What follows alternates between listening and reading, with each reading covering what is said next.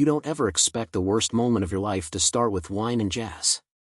But that's how it happened for me. 1 second, I'm standing under string lights on a rooftop in downtown Seattle, glass of red in my hand, just another guy making awkward small talk. The next second, my world, my marriage, my trust, everything I thought I knew, is unraveling in slow motion. You ever feel that cold? Not from weather, but from truth. That night, I learned something brutal. Sometimes, the person who says they love you is just good at pretending. Thank you.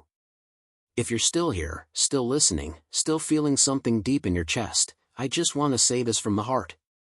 Thank you. This story wasn't just about betrayal. It was about silence, survival, and learning how to walk away with your dignity intact. If you've ever been the Jake in someone's life, overlooked, underestimated, betrayed, I hope this story reminded you. You are not invisible. Now, if you're ready, I invite you to come with me. Let's go back to the very beginning. Let's dig deep into the night it all started.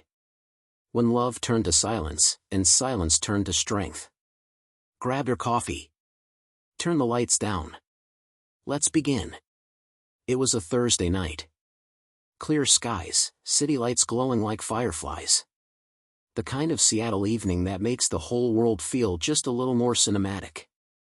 My company was hosting one of those rooftop morale events, cocktail attire, overpriced catering, live pianist playing jazz covers of pop songs.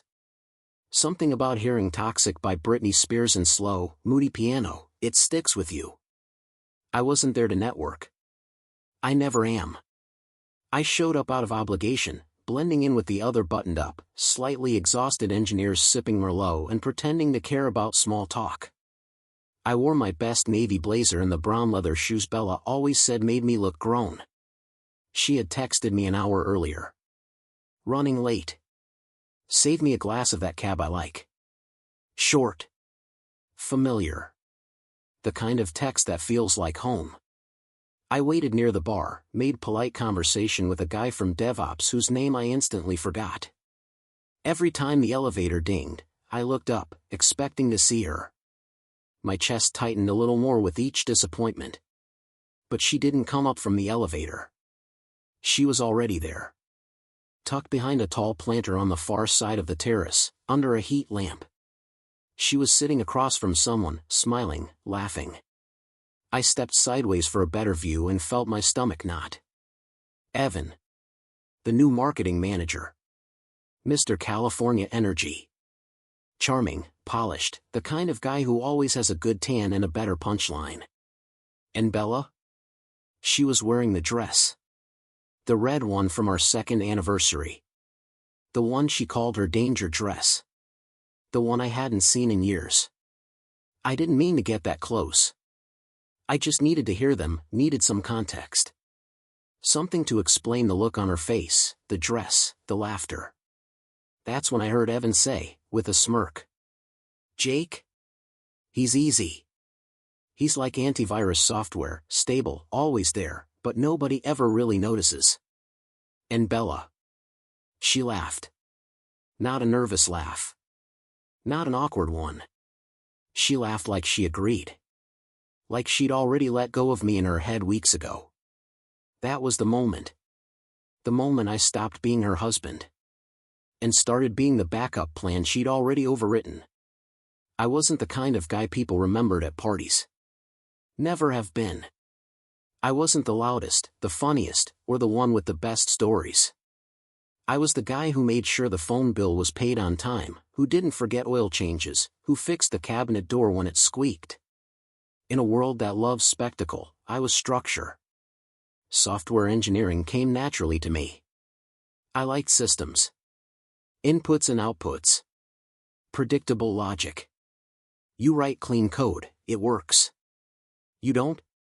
It breaks. There's comfort in that kind of clarity. Unlike people. Unlike marriage. My days were quiet. Mornings started with coffee brewed at exactly 6:45, the hum of NPR in the background, the occasional weather update or economic forecast. Bella used to tease me, said I aged like a retiree. But then she'd kiss me on the cheek, steal the last bite of my toast, and tell me to have a good day. That was our rhythm. Safe. Simple. Maybe too simple. We weren't passionate in the movie kind of way. There were no screaming fights or wild makeups. We were steady. We had our rituals. Friday takeout. Sunday grocery runs.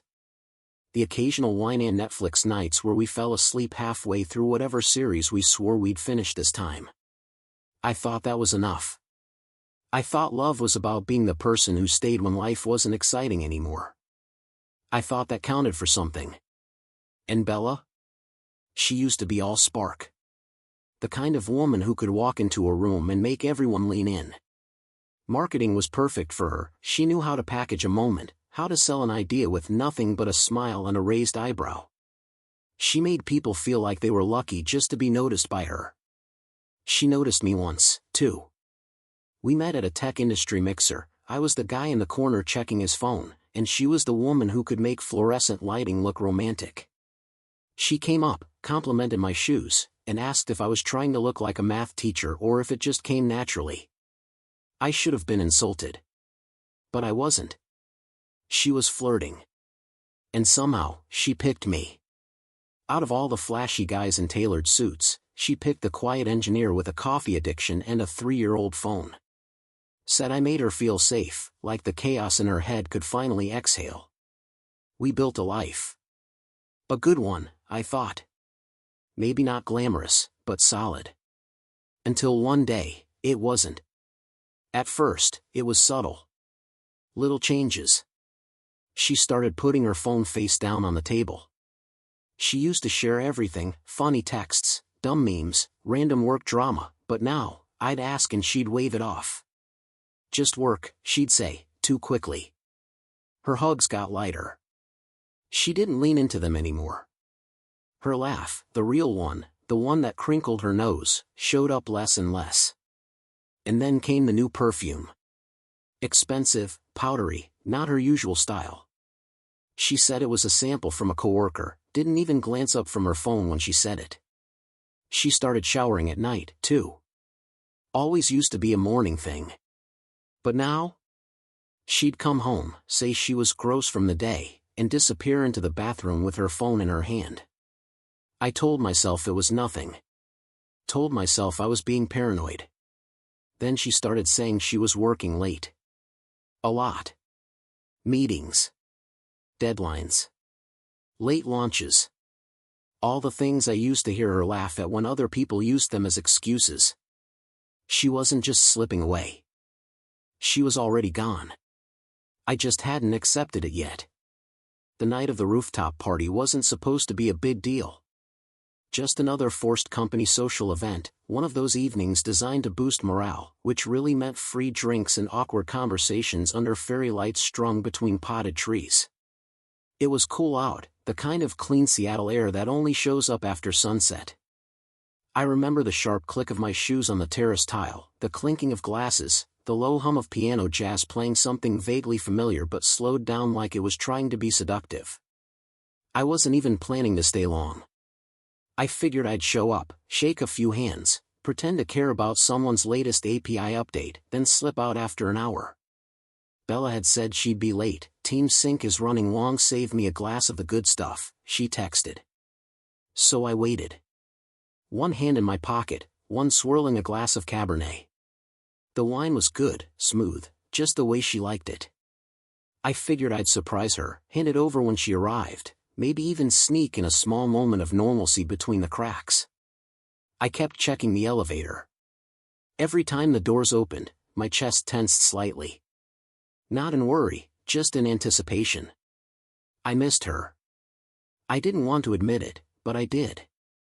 Even in all the distance and silence lately, I still wanted her to show up, to look for me, to smile like she used to. But when I finally saw her, she wasn't walking toward me. She was already there. Tucked away at a small table in the far corner of the terrace, mostly hidden behind a tall planter overflowing with ornamental grass. I almost missed her. What caught my eye wasn't her face, it was the flash of red silk. That dress.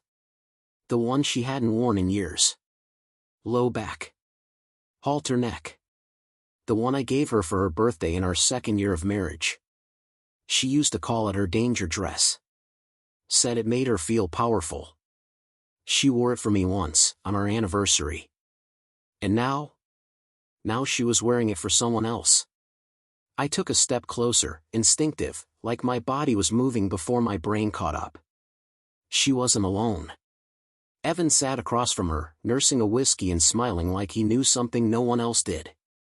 Bella leaned in, laughing, her hand casually brushing her hair behind her ear. She looked alive. Not just polite or present, but electric. The way she used to look when we'd sneak out to jazz bars on weeknights and kiss in the car like we were still 25. Only this time, none of that energy was aimed at me. Evan leaned back in his chair, legs crossed, radiating that slick, West Coast charisma. The kind of guy who always smells expensive and never has to try too hard. I remembered the first time Bella talked about him, called him dangerously charming. I laughed it off back then. Now I wasn't laughing. I moved closer without meaning to. My wine glass still in hand, untouched. I just needed to hear something, anything, to justify what I was seeing. Maybe it was work talk. Maybe it was innocent. Maybe the dress meant nothing. Maybe I was wrong. But then he said it. With a lazy smirk and a voice just loud enough to carry. Jake? He's easy. He's like antivirus software, stable, always running in the background, but no one really notices. And she laughed. Not a shocked laugh. Not an uncomfortable, oh stop kind of laugh. It was real. Open. Familiar. The kind of laugh that said, "You're right." And I've thought it, too. I stood there for a second that felt like a year. The air shifted. The music faded into nothing. The laughter stabbed a hole through whatever hope I had left. I didn't confront them. Didn't storm over, didn't yell. I walked to their table. Calm. Silent. Placed the wine I'd saved for her on the edge, like an offering she didn't deserve. Bella looked up. Her face cracked, just a flicker. Like I'd pulled back the curtain on a performance mid-scene. I didn't say a word. I turned around. And walked away. That dress was never just fabric. It carried weight, memories, moods, old heat from nights where love felt new and reckless. I remember the first time she wore it, how her back arched slightly when she zipped it, how her eyes locked on mine in the mirror with that dare me smile. It wasn't just about attraction. It was connection. It was ours. And now it wasn't. Seeing it again, here, now, was like watching someone else live inside my memory. Like she'd pulled a relic from our happiest moment and repurposed it for someone else's fantasy. I didn't even feel jealous, not in the way people mean. It was grief. Pure and sharp. Like losing something sacred to theft. What gutted me wasn't that she wore it again. It was that she remembered what it meant. And she chose him anyway. Her laugh, God, that laugh, wasn't just amusement. It was intimacy. It was familiarity. The kind of laugh you share with someone who already knows your secrets. That's when Evan leaned back, swirling his drink like some smug Bond reject, and said it. Jake? He's easy. He's like antivirus software, stable, always running in the background, but no one really notices. It wasn't even clever. But it landed. Because she laughed. Not a defensive laugh. Not forced. She laughed like it was true. Like she'd said it herself in some private moment I'll never hear about. That was the click. The switch. I felt it flip, whatever part of me still believed this could be salvaged. She didn't glance around the terrace to see if I was nearby. Didn't check her phone. She wasn't hiding. She wasn't afraid of being seen. Because I'd already become invisible. I should have walked away quietly. I should have turned my back and disappeared down the stairs, disappeared from her life like she'd already done to me. But I didn't. Not yet. I still had the wine glass in my hand, the one I'd picked for her, like an idiot, thinking she'd be happy to see me. I walked over to their table. Neither of them saw me approach. They were too locked into their little moment. I didn't say a word. Didn't make a scene. I just placed the glass in front of her, gently. Like I was leaving a note she wouldn't understand. Her head snapped up. Eyes wide, face pale for half a second where truth caught her before pride kicked in. Then I turned. And walked away. No rage. No lines. Just silence. Cold, final silence. I could have lost it. That night on the rooftop, I could have flipped the table, shattered the wine glass, thrown out every quiet part of myself and gone loud with heartbreak. But I didn't. I've never been that guy, the one who explodes, who creates a scene. My damage doesn't come in volume. It comes in silence. And that night, silence was all I had left. I didn't go home right away. I walked the streets for hours, city lights blurring in my peripheral vision, my mind stuck on a loop of red silk and the sound of her laughter aimed at someone else. By the time I stepped through the front door, the anger had drained out. What remained was hollow.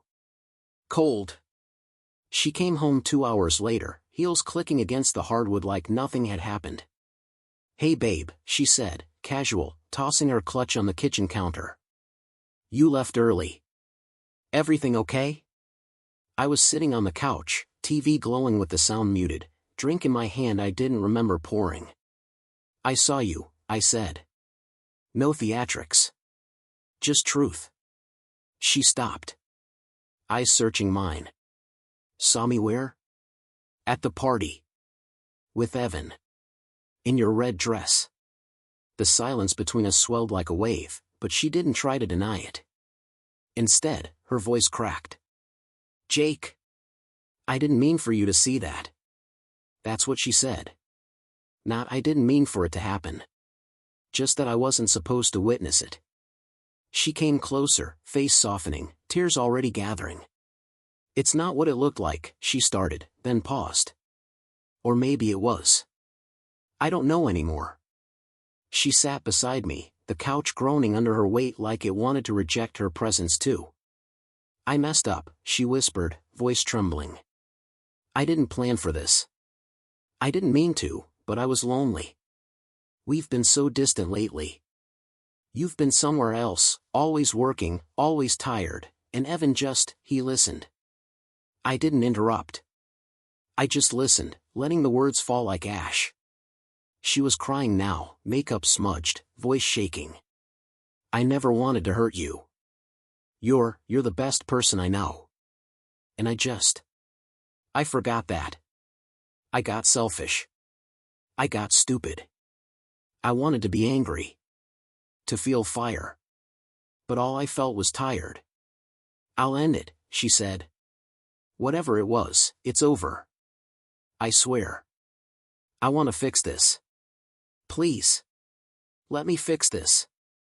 She reached for my hand, and I didn't pull away. "I booked Hillsdale for next weekend," she said quietly. "The cabin. Just us.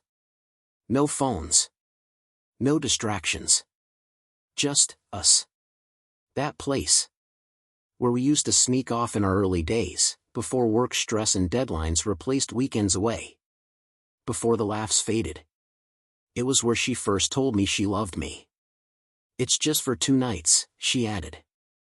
I thought maybe we could try. If there's anything left. She looked at me, eyes glassy and hopeful, like she wasn't sure which version of me she was talking to anymore. I didn't answer right away. Part of me wanted to slam the door shut. Cut clean. Walk away before I let her manipulate the truth into something softer. But another part, the tired, human part, wanted to believe she meant it. That maybe this wasn't a pattern yet. That maybe we could save the wreckage before it rotted. I told myself I'd go. Not because I trusted her. But because I needed to see for myself if there was anything left worth fighting for. And maybe, just maybe, I needed to know if I was capable of forgiving someone who'd already let go. The drive to Hillsdale was quiet, but not uncomfortable. For the first time in weeks, Bella seemed light. She played road trip DJ, queuing up playlists from our early days, The Killers, Bon Iver, Fleetwood Mac. Every so often, she'd glance at me and smile like it meant something. Like she was trying. She packed snacks, hummed to herself, made bad puns when we passed towns with weird names. She even joked about how the coffee at the gas station could double as motor oil. It felt familiar. And maybe that's what hurt the most. How easy it was for her to slide back into us. Like all it took to erase everything was a clear sky, a cabin reservation, and a decent playlist. Like she hadn't shattered something just days ago. Still, I played along. I laughed when she made a face at her terrible granola bar. I nodded along when she brought up her coworker's drama. I didn't mention Evan. Not once. Neither did she. The cabin looked exactly like it always had, peeling blue trim on the windows, a crooked porch step I always meant to fix, and that same old smell of pine needles and worn wood when we stepped inside. Bella stood in the doorway, breathing it in like nostalgia had a scent. "Still here," she said, almost to herself. She moved through the place slowly, running her fingers across the old countertop, checking the drawers like she expected memories to be hiding inside. I caught myself watching her too long, remembering the first time we came here, when everything still felt new and messy and good. We unpacked in silence, but it wasn't the heavy kind. It felt almost normal. She lit a candle. I made coffee. She took off her boots and curled up on the couch with a blanket, flipping through the old DVDs we kept in a basket by the fireplace. It was all very familiar. Easy. That scared me more than I expected. I wanted to believe it meant something. That maybe she really did regret it. That maybe this was her way of choosing me again, for real this time. Part of me clung to that idea like it was oxygen. I told myself I wouldn't make a decision yet. Not here. Not surrounded by so many echoes of who we used to be. That night, we watched the same movie we always did at the cabin, a dumb romantic comedy we could both quote from memory. She laughed at the same lines. Nudged me when I didn't react fast enough. She tucked her legs under mine like she used to and rested her head against my shoulder. Later, we played cards at the little dining table. She poured wine, cracked jokes about how I always forget the rules, and called me a cheater with a smile that didn't quite reach her eyes. We even kissed. It wasn't rushed or electric. Just quiet. Familiar. Like kissing muscle memory. And for a second, I felt it, hope. Not the loud kind, but the subtle kind that whispers maybe. But in the soft quiet of the night, when she thought I wasn't looking, her phone buzzed on the armrest. She didn't check it. She flipped it over. Face down. Just like she always did now. She got up soon after, said she was tired. Took her phone with her to the bathroom. The door clicked shut. I heard the shower running. I stared at the door for a long time, wondering who was on the other side of the screen she couldn't put down, even here, even now. Later, as we lay in bed, she curled away from me. No goodnight. No touch. And all I could think about was how loud that silence felt. The next morning, she made pancakes. Acted like nothing had changed. Asked if I slept okay. Told me we should take a walk by the lake. She smiled like it was all fine. But I saw it now. I couldn't unsee it. Her laughs were a little too timed. Her compliments a little too rehearsed. Her eyes, when I caught them in the mirror, didn't hold the same weight anymore. She was performing. For me. For us. For this illusion of repair. And I started to wonder if she ever stopped. When we got back from Hillsdale, the pattern started all over again. The sweetness faded within days. The quiet drift between us returned like it had just been waiting outside the cabin for its cue to come back in. Her phone was always in hand, always tilted slightly away. She started working late again. Not a slow creep into overtime, more like a snap back to her old habits. Late meetings, surprise deadlines, weekend strategy sessions. I told myself not to jump to conclusions. Not everything was a conspiracy. But it was déjà vu in high definition. One night I caught her smiling at her screen. She didn't notice I was watching. Her lips curled in that soft, slow way that used to be just for me. Then she turned the phone over when she saw me. Didn't say a word. I didn't ask. Not then. Instead, I watched. Quietly. Carefully. The next few weeks were a study in patterns. She dressed up more for work. Wore lipstick again. Started using that expensive perfume she never wore around me. Said it was just confidence. That it made her feel professional. She never mentioned Evan. Not once. Which told me everything I needed to know. She'd stopped saying his name the moment I called her out. Not because he was gone, but because she didn't want to give him away again. So I did what I do best. I investigated. Not like some jealous husband scrolling through texts. Like an engineer. Like a systems guy. I mirrored her browser on the home network. Used packet sniffers I'd built for back-end security testing. Quiet, passive, untraceable. I didn't need her passwords. I just needed metadata. Patterns. Connections. They were there. All of them. Late-night Slack messages. Private Discord calls. Hidden calendar entries labeled Team Sync that matched the exact time Evan was online from a conference room she never normally booked. But it wasn't just the affair. It was something else. One file changed everything. An email thread. Tucked deep in her drafts folder, never sent. But still there. It started as a joke. Evan saying, "If Jake ever finds out, I'll just say he's mentally unstable." Wouldn't be the first quiet guy who snapped. Bella replied. Or incompetent. We could just leak something to HR, say he's struggling, dropping projects. Make it look like burnout. It'd push him out quietly. There were attachments, old versions of Jake's code, taken out of context. Screenshots of Slack messages clipped mid-sentence, cherry-picked to sound off. Even a list of dates where he underperformed that matched up with the days Bella had distracted him at home. They were trying to ruin him. Professionally. Permanently. This wasn't just betrayal. This was sabotage. She wasn't content with stepping outside the marriage.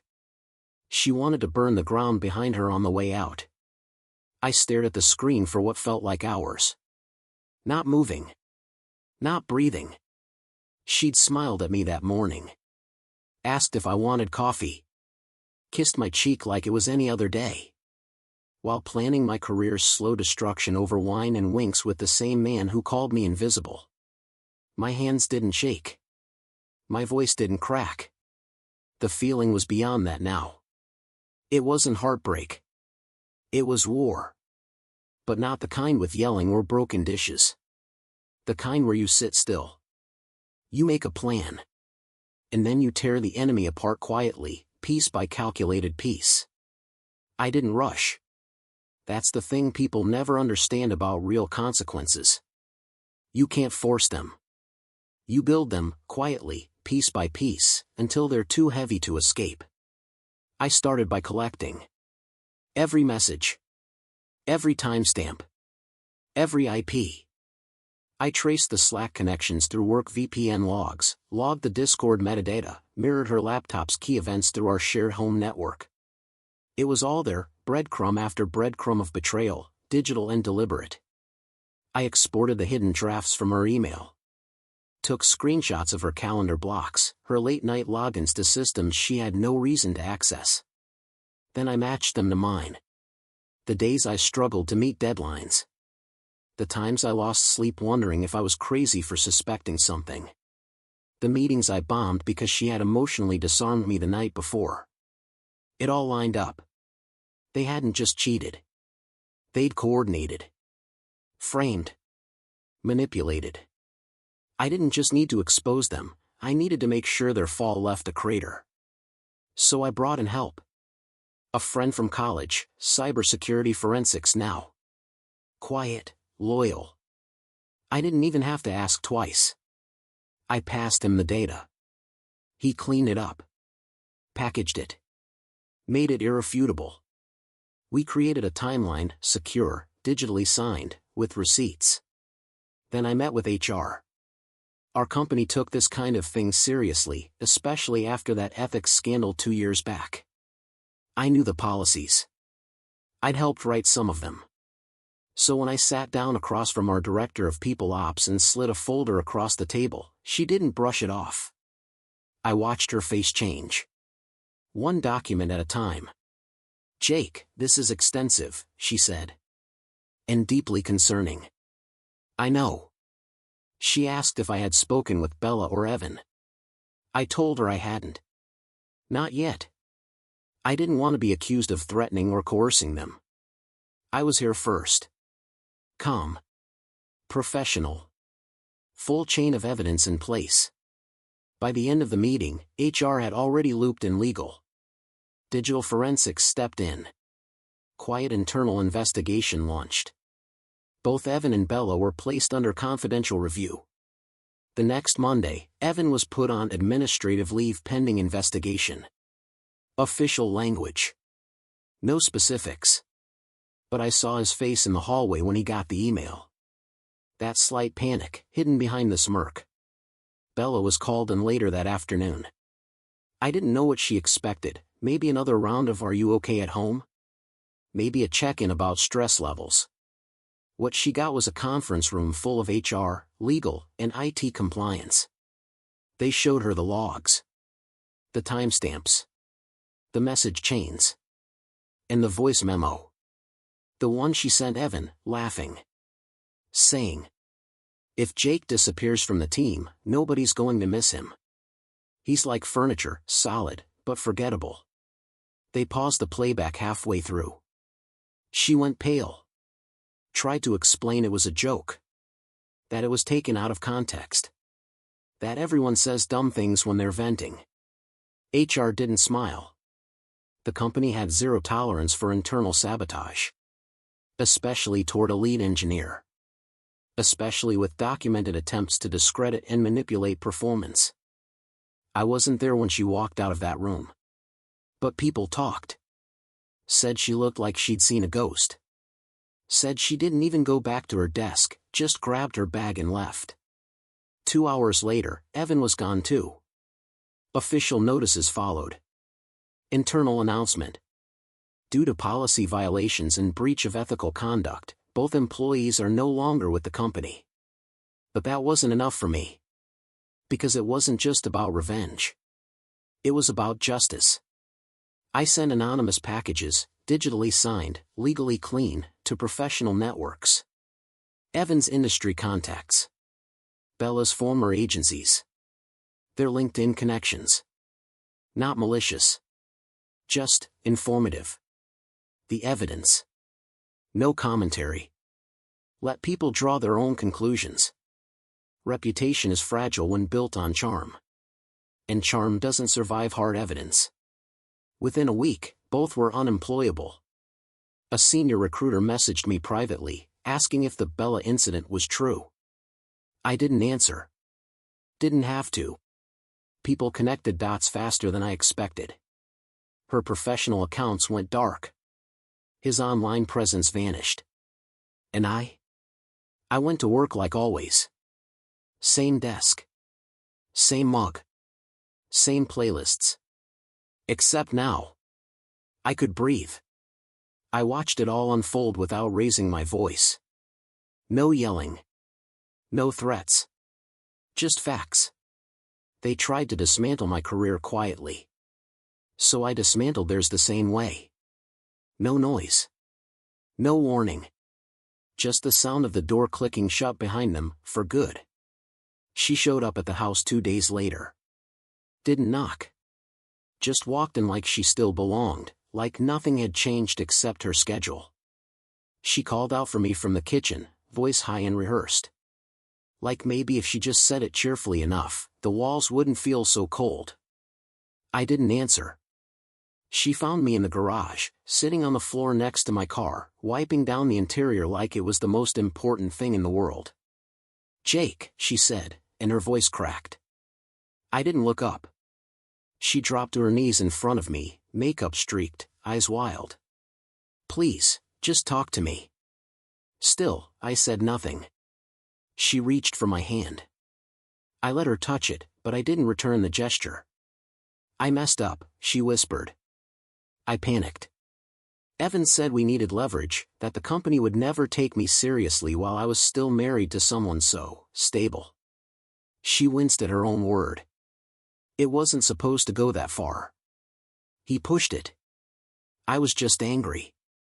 Lost. And he made it sound like it would be clean, easy. That it wouldn't actually affect you. She was crying now. Really crying. "He manipulated me," she said again, voice desperate. "He made me think you didn't care anymore. That you'd already checked out. And then when you caught us, I thought it was over. But when you forgave me, Jake, when you actually forgave me, I realized I still loved you." I stayed quiet. There was nothing left to say. She kept going anyway. I ended it. I swear. The second HR called me in, I blocked him. I panicked. But I'll do whatever it takes to fix this. I'll quit my job. I'll leave Seattle. I'll go to therapy, Jake. Just, don't give up on me. My voice finally came, quiet, flat. "I forgave you once." She looked up. "That was your last chance." She opened her mouth to argue, but I cut her off with a glance. "You didn't make a mistake," I said. "You made a decision. You didn't stumble into betrayal.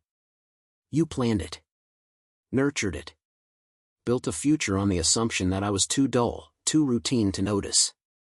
Her eyes widened. Her lip trembled. "You didn't just break my trust, Bella. You buried it. And then you tried to plant something new over the grave and call it love." Her knees shifted on the concrete. She looked small. Shattered. "But the truth is," I continued, "I don't hate you. I don't even care enough to be angry anymore." She broke then. Collapsed into herself, arms wrapped around her stomach like she could hold the pain in physically. "Please," she whispered, "don't leave." But I already had. Not with a suitcase. Not with a slammed door. I had left the moment her tears stopped moving me. I stood up, stepped past her without a word, and walked inside. She didn't follow. For once, she understood, some silences don't mean hesitation. They mean the story's over. The morning I filed for divorce, the sky was a soft gray. That typical Seattle kind of quiet where the city feels like it's still waking up. I brewed a cup of coffee, sat at the kitchen table, and filled out the paperwork like I was paying a bill. No anger. No hesitation. Click, print. Sign here, initial there. It felt mechanical. Sterile. But it also felt clean. I left the documents in a manila folder right in the center of the kitchen table, between the salt shaker and the candle she hadn't lit in months. No note. No explanation. She'd know. By the time she got home from whatever carefully scheduled errand she used to rebuild her shattered self-image, I was already clearing out the garage. When she opened the folder, she didn't scream. She just stood there, frozen. I walked in and leaned against the doorway. "You're really doing this?" she asked, her voice thin, like paper. I didn't answer. I didn't need to. She tried. God, she tried. Pleaded. Bargained. At one point, she offered to sign everything over just to keep me. But the one thing she could never give back was the only thing I ever really needed, trust. And that was gone. The last day in that house felt like a movie set after filming wraps. Empty rooms that still echoed with sound. Furniture we picked together. Memories baked into walls that would never speak of us again. I made one final cup of coffee in that kitchen. Stood at the window as the kettle hissed, watching the rain roll down the glass. I didn't cry. I didn't reflect on the good times. I just breathed. I left my keys on the counter, grabbed my bag, and walked out without looking back. She got nothing in the divorce. Not because I wanted to punish her, because she signed it all away, desperate to keep a man who was already gone. I didn't fight. Didn't argue over assets. I gave her what she asked for, freedom. But she didn't realize how much it would cost. A few weeks later, I moved into a small apartment on the other side of the city. Nothing fancy. Just a one-bedroom with a view of the water if you tilted your head the right way. It was quiet. Peaceful. Unfurnished at first, just a mattress on the floor, a laptop on a kitchen stool, and a coffee maker. But it was mine. Clean slate. No ghosts in the walls. I bought plants. Started running again. Took a contract gig with a small dev team that didn't care about resumes or drama, just clean code. I smiled more. Ate slower. Stopped checking my phone when it buzzed, because there was no one left I had to brace myself for. One morning, I stood on the balcony with a cup of coffee, watching a couple walk their dog across the street. They laughed about something and kissed like nobody was watching. I didn't envy them. But I didn't ache anymore either. I thought about Bella sometimes. About the version of her I used to know. The one who stole fries off my plate and danced barefoot in the living room. The one who used to love me before the ambition, the image, the ego swallowed her whole. But that woman was long gone. So was the man who loved her. I'm not the man she remembers anymore. I'm quieter now. Sharper. More honest with myself. There's a strength in walking away that no amount of shouting can ever touch. I used to think closure came from understanding, from answers. But that's a lie. Closure comes from deciding you're done looking for them. Funny thing about goodbye, sometimes, it's not a word. It's a decision. It's a hand that doesn't reach back. A door that doesn't slam. A silence that doesn't break. It's peace. And finally, I had mine.